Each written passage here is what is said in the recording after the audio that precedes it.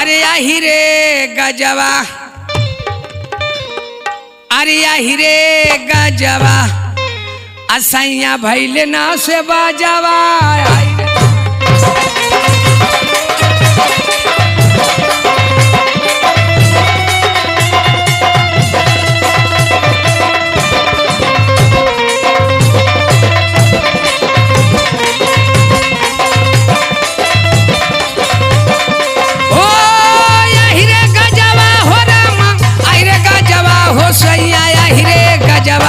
सैया भैले ना से बजावा आहिरे।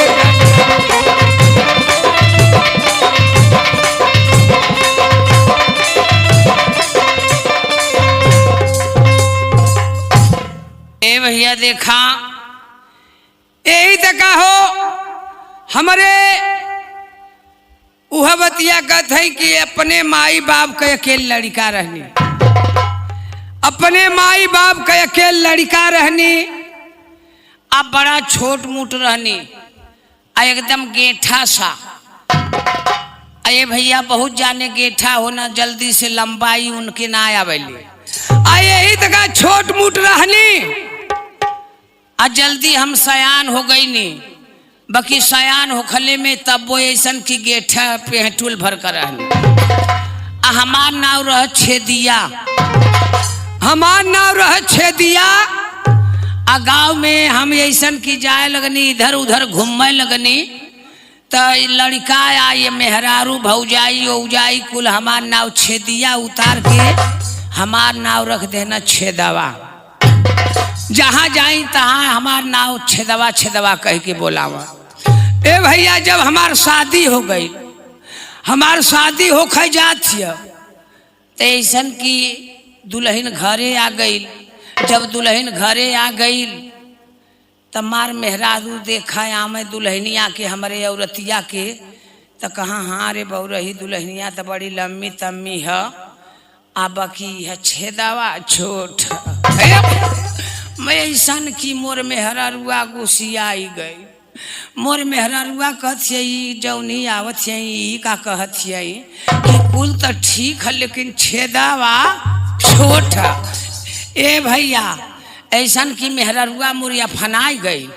जब मोर छेदवा नाव रखले रहा मेहरारुआ कुल, तो कहाँ ये बहनी मेहरारुआ तो बड़ी तगड़ी है, बड़ी हट्टी कट्ठी है, नीक है, लेकिन यह बात है छेदवा छोट। मोर मेहरारुआ लगल रोव, कहती है कि माँ ऐसन की अजुआ आयल हूँ तो का करी, मरु कबो ना जौना मोहतहिया कुल आवत है कुल कहत है कि ऐसन की कुल ठीक है लेकिन छेदावा छोट है।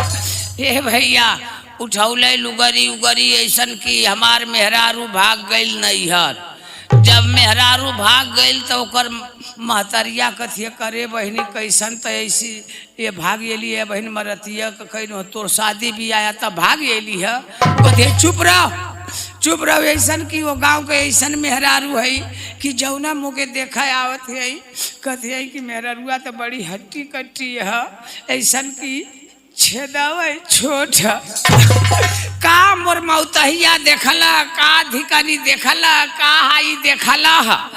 ए भैया ओकर महतरिया कथिए करे मत के इतना दूध दही खियौनो या कवन का कैल एकरे खातिर पंचायत जुटल। ए भैया जब पंचायत जुटल तो ऐसन की जब पंचायत जुट गई तो मेहरारू के बुलावल गए तो वही जरूरत ये कथिए हमार माई बाप हमार तो शादी कही दे ना, वो गाँव का कैसन रवाज है या कैसन का जवन मेहरारू आवत है तो न कहती कुल ठीक है, कुल ऐसा लंबी तम्बी मेहरारुआ दुल्हनिया है लेकिन एकर छेदावा छोट है।